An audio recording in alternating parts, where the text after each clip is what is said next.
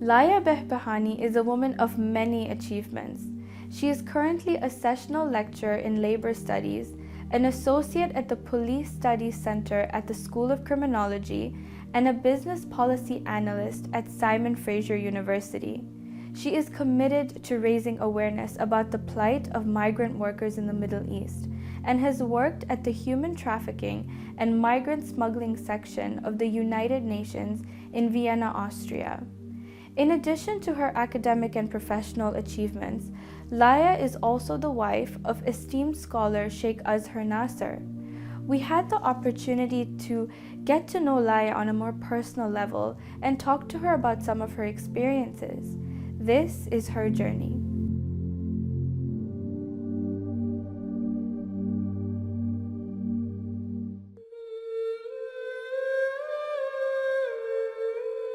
So my parents, I always say they're my compass in everything that I do, right? So they're the kind of people you can write volumes about, yet when you try to put it into words, you can't even capture the right words. For me, they are truly the people that walk the walk before they even talk the talk. They taught me what Islam is before I even knew what Islam was. They really instill that kind of compassion and kindness and integrity in everything that they do. And so for me, I think, like I say, there's so many things I can say about them, but yet you can't find the right words when you actually try to explain what you really feel about them. But what I can say is they essentially taught me everything that I know about who I am, about what Islam is, about the kind of work that I do. In every aspect of my life, they've had impact. So they're my world, they're my compass. This started at a very early age when I was growing up in Dubai, when they took us out of Iran as a result of the Gulf War. My mom went through a lot with being pregnant with me during the Gulf War, having to take cover when bombs were going off, or having to run to my sister's school when she was pregnant with me because she heard bombs going off. And so, from an early age, hearing things like that she's gone through during pregnancy really makes me think about how much I value our relationship, how much I value the amount of work and effort and love that she's put into this, into being a parent. So we moved to Dubai when I was 2 because Iran was was unstable at the time. And when growing up in Dubai until the age of about 13, that's when I really got to learn about the work that I do now. So the first time that I came to even learn about the treatment or the mistreatment of migrant workers was when I remember we used to live in an apartment building, and I was in the balcony one day and I noticed that there was a maid in a balcony in a nearby building, and she had been there for the first day, and I noticed she had been there for 2 days, 3 days on end. And I remember asking my parents, I said, why is someone in the balcony for 2 or 3 days? I mean, is that normal? Even as a child, you sense that something's not quite right about that. And that was the first time that I heard from my parents, and they explained to me that no, that's not normal behavior. What you're seeing in society and how these workers from other parts of the world who are there to be able to earn just a little bit of living to support their families, just to make ends meet. The way that they're being treated is not normal, and it's not acceptable, and it's un-Islamic. And so that's where I first started to realize the importance and the gravity of this issue, and how much it actually doesn't get coverage in the media, especially globally. In recent years we hear more about it, but back in the day when I was growing up, it was something that was unheard of. You would hear about the occasional maid being dumped in a garbage can after being assaulted. And you hear about these things recurring more and more, yet you don't, and as a child something's wrong, and you feel hurt, and you feel sorry, and you feel sad for them, but you can't quite put into words what's wrong here. So I asked my family, I asked my parents, I asked these questions, and they were very honest about it, to say that this isn't okay, this isn't right, and these are injustices that are happening, and we don't ever want you to grow up thinking that this is normal behavior. This is not the way you treat others.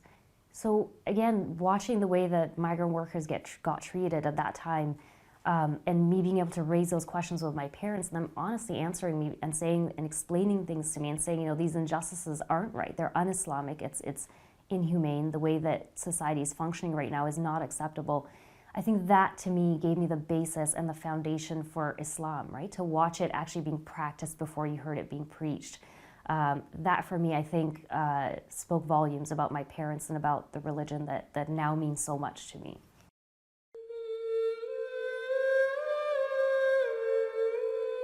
So growing up in Dubai, you have a foundation for what Islam is, at least one perspective of what Islam is. And having grown up with parents who've prayed and fasted, I think provided me with the basics of what Islam was really about. But it wasn't until my early 20s, I was about 20, 21, when I started to notice that, this was post 9/11, I started to notice that the Muslims on campus just had this ethereal quality about them. They just had this serenity, they were kind, they carried themselves so respectfully. And so I started to look at the Muslims on campus, and I thought to myself, I'm kind of curious to learn more about them. And I started to befriend some of them, and I started to go with them when they had to perform their prayers. And eventually I grew an interest in learning how to pray myself. And so I picked up a book and I learned how to pray, and my sister sort of coached me through it. And that was, I think, the first time that I felt like I was starting to be sort of true to myself. Something felt right, something clicked at that moment when I started to pray. And eventually I started to learn more about the religion. I learned about the essentials, the guiding principles, the requirements, the jurisprudence. And it wasn't until soon after when I learned about the importance and the requirement of wearing hijab. Now, wearing hijab for most people comes fairly smoothly at the age of 8 or 9. But for me, it was really a challenge that I had to overcome. It was something that I decided to do when I was 21. It's not something that came easily. I really kind of grappled with it. I went through a lot of ups and downs. I knew I had to do it. I genuinely believed that this was a principle, this was a requirement that I had to follow through with. It was just a matter of conditioning myself and bringing myself to terms with doing it in a way that was true to myself again. So at the age of 21, I decided to wear it. I remember it was the first day of the semester in September. It was the first day of school. I put on I kind of bought this new outfit that I really wanted to kind of inspire myself and feel confident about. And I remember going to school on the first day and wearing my hijab for the first time. And I remember breaking out in sweat and just thinking everyone's looking at me. And you just have nothing but sheer panic. It wasn't until later that you realize, of course, no one was really looking at you. This is all in your head. But of course, there's that sheer panic because you're going from a world of people complimenting you about your looks and just feeling good about yourself every day, and suddenly you're covering up and you're not getting those compliments. But something, again, deep down felt right. It felt that, okay, for the first time, I'm doing something for my religion, something that, yes, it's challenging, it's not easy, but it's right. And so I really wanted to kind of follow through with that and make sure that I conditioned myself, I put myself through the challenges, come what may, but I didn't want to give up on that. And so it took about a year, took a lot of ups and downs. I encountered, various experiences, some of which were very unpleasant. I got pushed into oncoming traffic, in one instance. In other instances, I was verbally assaulted. But looking through all of that, despite these hard moments, I think that I had moments that also brought me closer to a lot of people. A lot of people came out in support of my decision, and even though they were of non-Muslim background, they still came out and said, we're proud of what you're doing, you're being true to yourself, you're doing something that you believe in, and we support you. And I think that gave me the stamina and the fuel to keep going. And after about a year, things started to settle down. I started to feel comfortable in my skin. The hijab became a part of who I am. And until this day, I think going through those ups and downs makes me so much more resilient, makes me true to who I am, makes me believe in the hijab, makes me go forward with absolute confidence that this is the right thing because this is what I want to do. And whenever I see girls in our community struggle with it, I always say to them, put it on with confidence, and people will sense that confidence come through because people will always look to make sure that you are comfortable in your skin. So if you wear it with confidence, I genuinely believe that people will support you and they'll see the beauty in it. And that for me has been really a journey. The hijab, just as a single article of clothing, has meant so much to me and has brought me so much closer to the religion than I would have ever expected.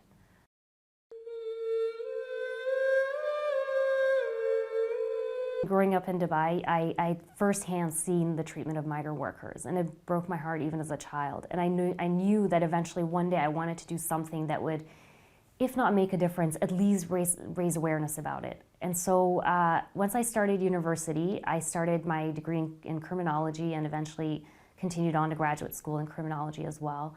And every single opportunity I had, I would write about this issue of human trafficking in the Middle East, about the mistreatment of migrant workers in the Middle East, and about the various forms of unfree labor in the global political economy, focusing on the Gulf states of the Middle East. So eventually, once I finished my undergraduate degree, I did my honors thesis focusing on the issue of human trafficking in the Gulf states, looking at the legal infrastructure and the role of Sharia and the implementation of a certain understanding of Sharia in the context of human trafficking in the Gulf states. And then eventually I moved on to do my master's on the same topic as well, looking at the interplay between criminal law, immigration law, and of course labor laws, and the impact that that has had on migrant workers in the Gulf states. Once I graduated, I decided to design my own course on the subject. So I designed a 300-level course called Unfree Labor in the Global Political Economy that I teach now in the Labor Studies program at Simon Fraser University. And this has sort of been my baby. It's been the thing that I'm so proud of, because not because it's an accomplishment, but because it's one opportunity for me to touch the lives of students that are going to be coming in and out of the university, that are going to be potential change makers in their own fields. Some are going to be police officers, some are going to be people that work towards law reform. There are going to be people that work with actual victims and victim services. There are potential lecturers themselves in the future, lawyers, all sorts of students. And I think that for me means so much, to have an opportunity to give them a glimpse into what human trafficking really means, that it goes beyond the stereotypical explanations and descriptions that we see portrayed in the media, to really understand that people's lives are difficult in parts of the world, and all they're trying to do is earn an honest living. So for me, I think it's touching every single semester to have a group of 25 to 30 students that come in under my care, and I walk them through the daily experiences of some of these workers. And we share documentaries, we share stories. I have migrant workers come in and do talks with my class. We have people from various facets of the criminal justice system come in and give talks. And I see students have that turning point in their career, and I see them realize that life is so different for so many people around the world. People don't have the privilege of going to the types of jobs that we go to. They work 7 days a week, 365 days a year on end. I've met migrant workers who have not had days off in 21 years. They haven't seen their families in 7 years. They have absolutely nothing to live for other than the hope of sustaining their families. And I think for me, having the opportunity to shed a bit of light, even if it's for 25 to 30 students at a time every semester, that means the world to me. And I hope to be able to continue this work, hopefully make a change, see some reforms happen in the sponsorship system in the Gulf states, see potential, the treatment potentially improve for some of these workers. And you can't really put a price tag on that. There's nothing that you can explain in terms of words about how much that means to me. Taking an experience that I had as a child, seeing a maid locked up, or seeing a maid being verbally and physically assaulted by a 5-year-old whose bag they were carrying to school, and do something greater with it, and hopefully give a platform to these migrant workers to be heard and to have their story heard when no one else is really listening. I think that to me is of utmost importance.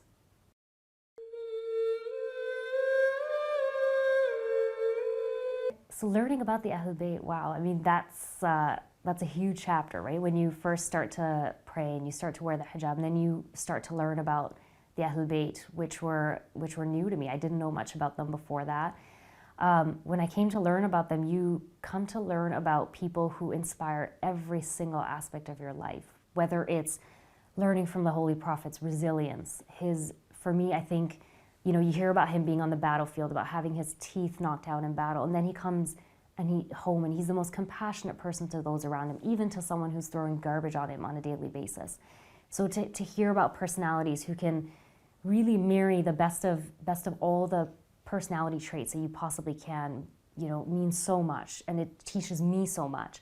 Whether it's about Imam Ali's just sense of justice, you hear about him not using the same candlestick for his work and then as a treasure, and then using it for his personal time. Whether you hear about Sayyidah Fatima alayhi salam and how phenomenal a woman she was, a woman, a mother, a wife, a vocal speaker in society when the time was right. whether it's Imam al-Hassan's silence at the right time and diplomacy when the time came for it, or Imam al-Hussein's Imam Hussein alayhi salam's way of keeping your eye on the goal, the importance of keeping your eye on the goal despite all the challenges and difficulties that we face as Muslims. Whether it's about Imam Sajjad's compassion and kindness and, really kind of overlooking the fact that so many wrongs were done to him, and yet he still managed to be kind to the perpetrators of injustice against his family. Whether it's Imam al-Kadhim's, ability to still continue on with the pursuit of knowledge, even though being locked up for years on end. Imam al-Sadiq alayhi salam's pursuit of knowledge. It's just endless. It's a sea of endless compassion. It's a sea of endless examples that we can draw from. And I think as a Shia, I think that's nothing but a blessing. It's really a blessing to be able to look to every aspect of your life, whether it's the good, the challenges, the bad, the difficulties that you're facing, and to have individuals that you can look to and be sure that whatever they've done has been the best of what can be done. And that if you follow in the same path as well, you can, successfully, you can comfortably say that you did the best that you could, just by merely striving to be like them. And I think for me, that has given me a lot of peace of mind. It's given me a blueprint by which to kind of operate by. And that's something that I'm eternally grateful for.